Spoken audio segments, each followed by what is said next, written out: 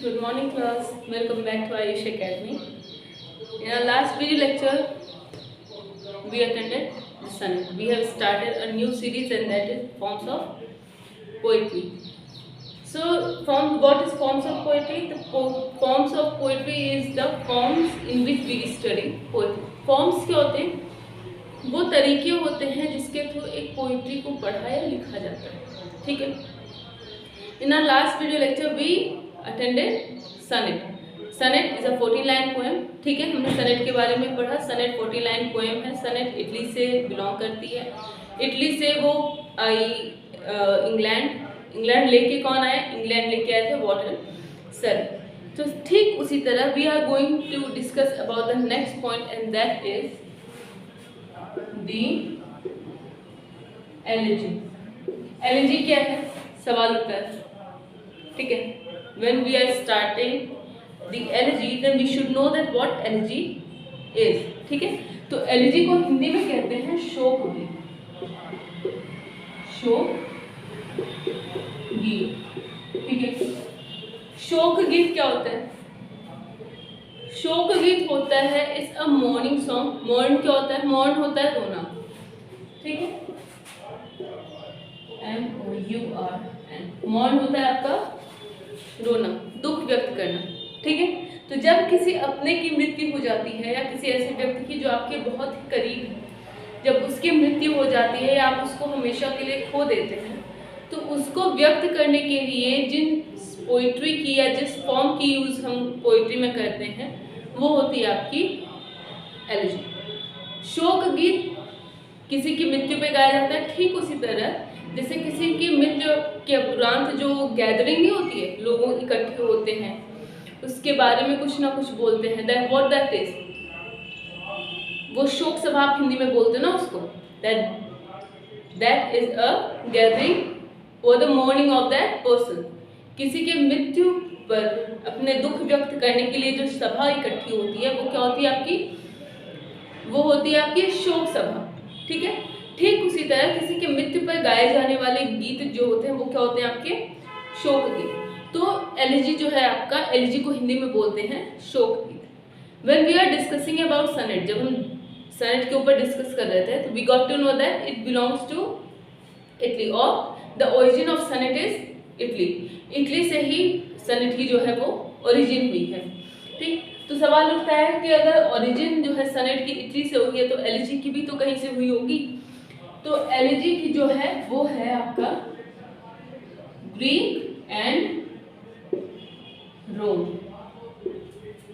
कुछ बुक्स में आपको मिल जाएंगे सिर्फ ग्रीक, कुछ जगहों पे आपको मिल जाएंगे ग्रीक एंड रोम, दोनों मिल जाएंगे.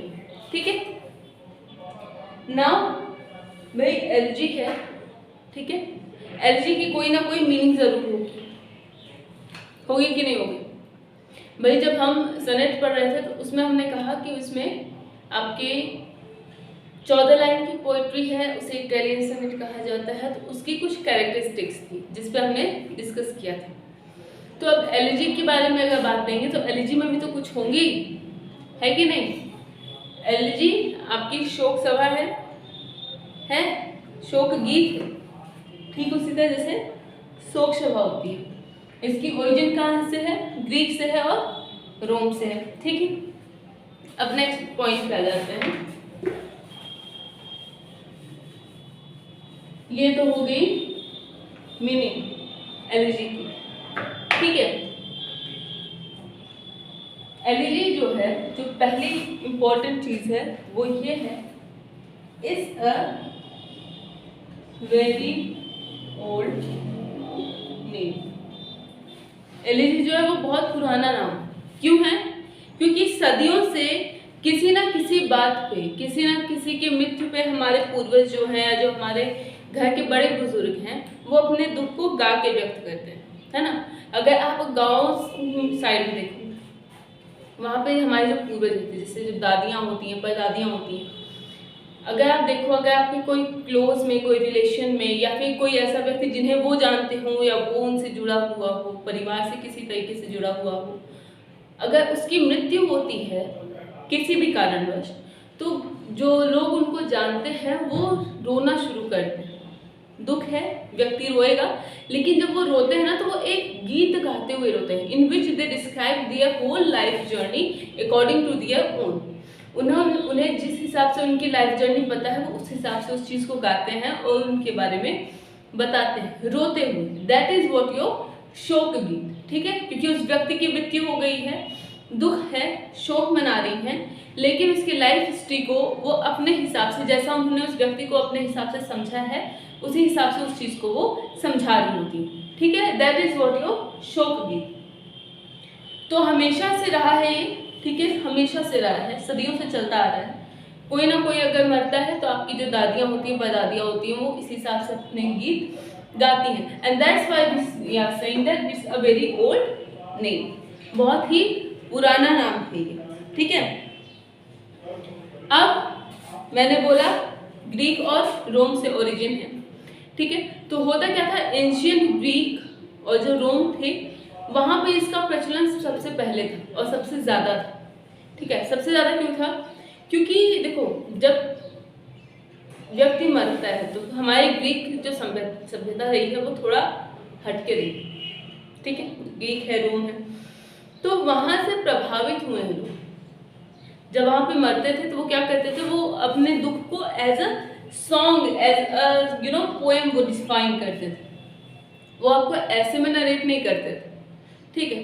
तो वहाँ से ये चीज़ें चलती आई हैं और धीरे धीरे क्या हुआ कि सभी उसमें रम गए, ठीक है। तो ये चीज़ आ जाती है, that's why it's a very old name, ठीक है।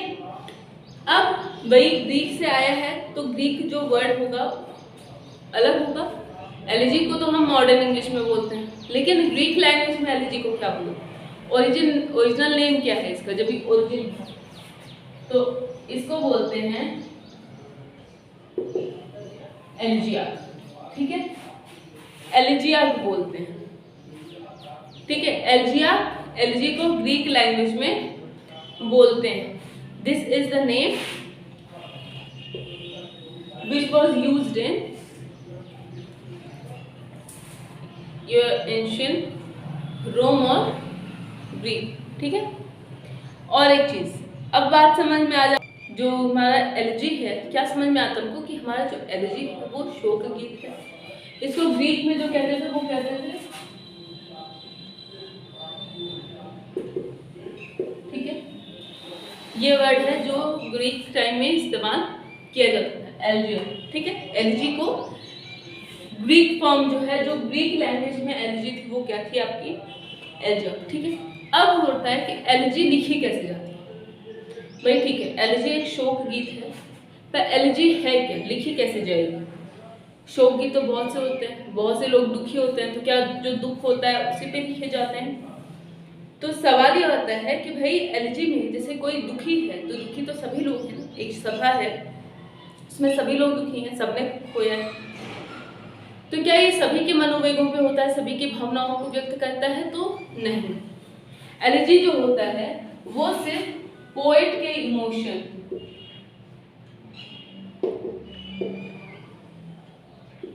पोएट्स के इमोशन को बताता है, ठीक है। क्योंकि जो पोएट लिख रहा है, जो गा रहा है उस चीज को, वो क्या महसूस करता है उस व्यक्ति के लिए, वो सिर्फ वही जानता है जो उसके बारे में लिख रहा है या जो उसके बारे में गा रहा है, ठीक है। तो वो जो इमोशंस होते हैं, जो सेंटिमेंट्स होते हैं, वो एक पोएट के ही होते हैं, उसका किसी और से कोई कनेक्शन नहीं होता है, ठीक है, क्योंकि वो एकदम पर्सनल इमोशन होते हैं, ठीक है, पर्सनल होते हैं। तो भाई जो आप महसूस कर रहे हो आप वही लिखोगे, ठीक है कि नहीं। पुराना नाम है, पोएट्स के इमोशन पे होता है, क्योंकि ये उसके पर्सनल सेंटिमेंट्स के ऊपर लिखे जाते हैं, ठीक है। अब ये जो होता है, जो आपकी एलिजी होती है, इसमें आपका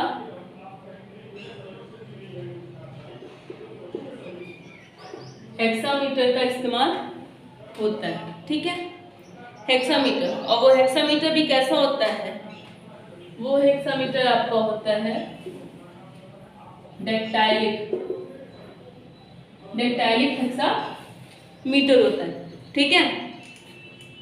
तो भाई ये तो चीजें हो गई, ठीक। एलजी है ग्रीक की, ठीक, ग्रीक और रोम की, एंशिएंट ग्रीक और रोम में एलजी लिखी जाती थी। मतलब इसका है शोक व्यक्त करना, ठीक। अब एलजी का जो प्रखर रूप हुआ, जो उसने अपनी लिमिट एक्सटेंड की, वो की थी एलिजाबेथन एज। तो अब सवाल उठता है कि रोम से ये इंग्लैंड कब आया? भाई एलिजाबेथ तो इंग्लैंड की क्वीन है ना, she is the queen of England, she was the queen of England and it's from Greek and Rome. So in 17th century,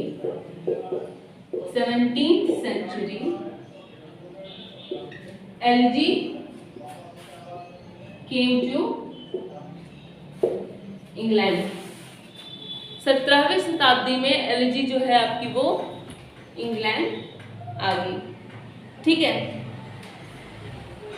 अब सवाल देखो, आप समझो इसको, एलजी है, हर जब भी हम कुछ लिखते हैं उसमें कोई क्वालिटी होती है, भाई क्यों लिखी जाएगी एलजी, है ना, या फिर लिखी जा रही है तो उसमें क्या क्वालिटीज होनी चाहिए। अगर आप लिरिक लिख रहे, आप कोई रोमांटिक सॉन्ग लिख रहे हो, तो आप इस बात के ऊपर फोकस रखते हो कि जो थीम है या जो आप लिख रहे हो वो क्या है, वो टोटली बेस्ड हो लव पे, ठीक है, या रोमांस पे। That is what your love song is, right. ठीक उसी तरह जो इसेंशियल क्वालिटीज आपकी एलजी की होती है, उसमें जो पहले इसेंशियल क्वालिटी होती है वो आपका मॉर्नफुल है और लैमेंटेशन, ठीक है। दुख बहुत जरूरी एलिमेंट हो जाता है, ठीक है। जो पहला एलिमेंट है वो है आपका दुख। अब आ जाता है आपका दूसरा, तो दूसरा क्या होगा, पहला है आपका लेमेंटेशन, तो दूसरा जो होता है आपका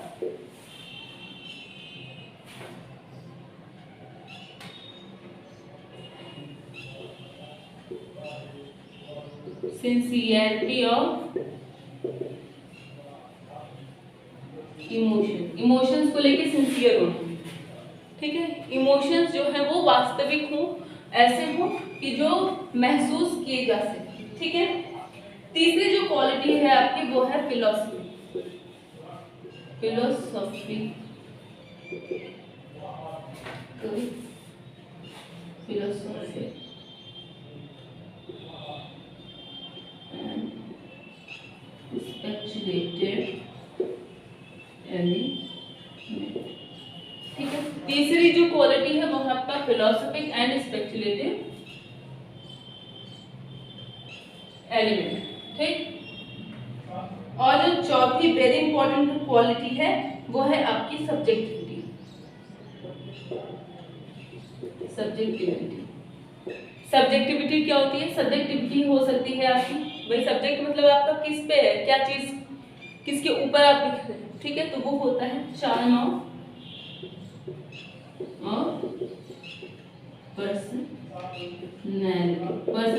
जो पर्सन है उसकी पर्सनालिटी में जो आकर्षण है, जो चार्म है, उसी वो क्या होती है आपकी सब्जेक्टिविटी होती है। तो ये चार जो है वो बहुत ही इसेंशियल पार्ट है एलजी। एलजी आप जब लिखना शुरू करते हो तो ये चार टॉपिक पे ध्यान रखना बहुत जरूरी है।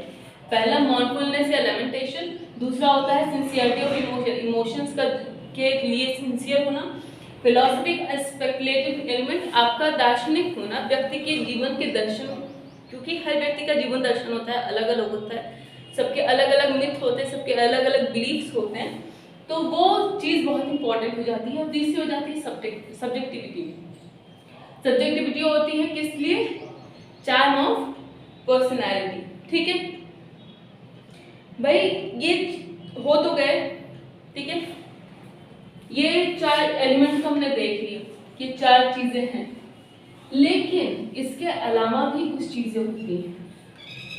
वो चीजें क्या हैं? वो है पहला जो अलग है इन चारों से, वो है पोएट के इमोशन। देखो पोएट्स इमोशन जो है वो बहुत ही ज़्यादा कॉम्प्लिकेट कर देते हैं थिंग्स को, बहुत ही इम्पोर्टेंट है, ठीक है, कि इसके इमोशंस क्या हैं, उसके थॉट्स क्या हैं, ठीक है। ये कुछ ऐसी चीज़ें हैं जो बहुत ही ज़्यादा हर किसी भी पोइट्री को, जब आप पोएट लिख रहे हैं तो उसको बहुत ही ज़्यादा ये रिफ्लेक्ट करते हैं, उसके ऊपर बहुत ही ज़्यादा उसकी क्या करते हैं, असर पड़ता है। फॉर एन एग्जाम्पल आप ले लो LG written in country churchyard. This is a poem and I believe you all have attended it somewhere in your academics, either it's in your high school or inter or in your bachelor's. आपने BA में, 10th में या 12th में कहीं ना कहीं आपने ये पोएम ज़रूर पढ़ी होगी। LG written in country churchyard, ये लिखा है टॉमस ग्रेन, ठीक है, ये लिखा है टॉमस ग्रेन, और ये बहुत ही इम्पोर्टेंट एग्जाम्पल हो जाता है आपका एलिजिबिलिटी के। तो इसमें है क्या, टॉमस ग्रे ने इस पोएम में अपनी इमोशंस के बारे में बताया। इमोशंस किस लिए, इमोशंस बताए हैं उन्होंने अपने एंसेस्टर्स को लेकर, एंसेस्टर्स ग्रेव। क्यों? क्योंकि एंसेस्टर्स के जो ग्रेव हैं वो चर्च यार्ड में, चर्च के बरामदे में बाहर ही दफनाए गए हैं, and no one is going to take care of their grave. There is a full he describes about the situation in which the difference between we see the difference between richer and poor. The richer person's grave are built in the area of church. Church के अंदर जो है अमीरों की जो है वो Graves बनी हुई हैं, एंड जो चर्च के बाहर जो यार्ड होता है, जो चर्च के बाहर कुछ खाली स्थान होता है, they are the graves of poor ancestors. Poor ancestors means अब हर कोई अमीर नहीं हो सकता, ठीक है, नॉर्मल पर्सन्स भी होते हैं, मिडिल क्लास होते हैं। अब इंडिया में ही देख लो, रिचर हैं, मिडिल क्लास है, लोअर है, ठीक है, ये 3 क्लासेस हैं, ठीक। तो जो रिचर हैं उनकी ग्रेव्स कहाँ हैं, चर्च के अंदर हैं, और जो गरीब हैं, जो उनके हिसाब से नहीं कर सकते, वो स्टोन्स में ग्रेव नहीं बनवा सकते, उनकी क्या है, चर्चेस कहाँ हैं, वो चर्च यार्ड में, जिसका ना कोई ध्यान दे रहा है ना कुछ कर रहा है, घासें उगाई हैं, कुछ तो ग्रेव्स ऐसी हैं जो लगभग समझ ही नहीं आ रही है कि वो ग्रेव, ठीक। लेकिन जो अमीरों की ग्रेव्स हैं उस पर पूरी बाकायदा सफाई की जाती है, ठीक है, उसका ध्यान रखा जाता है। तो उन चीज़ों को लेके जो इमोशन टॉमस ग्रे फील करते हैं, जो शोक वो अपने पूर्वजों को लेके फील करते हैं, वही उन्होंने लिखा है, भैया शोक किया है किसमें, the LG return country church, ठीक है। दूसरा एग्जाम्पल जो बहुत इंपॉर्टेंट है, ठीक है,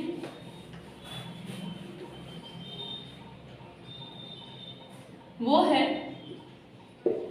इन मेमोरियम। आपने ये नाम जरूर सुना होगा, इन मेमोरियम। और इन मेमोरियम किसने लिखा है, इन मेमोरियम लिखा है ST. Coleridge. When we are discussing about William Wordsworth, I discussed about S.T. Coleridge as well, ठीक है। S.T. कॉलेज और विलियम वर्ड्सवर्थ ने मिलकर क्या बनाया था, लिरिकल बैलेड लिखे उन्होंने, ठीक है। तो ये वही S.T. कॉलेरिज है और इन्होंने लिखा है इन मेमोरियम। इन मेमोरियम ये लिखा गया है, एलिजी है तो 100% है, ये किसी अपने के लिए लिखा हो गया जिसकी मृत्यु हो चुकी होगी, ठीक है। तो S.T. कॉलेज ने इसे लिखा है अपने बेस्ट फ्रेंड ऑर्थर हेलन के लिए।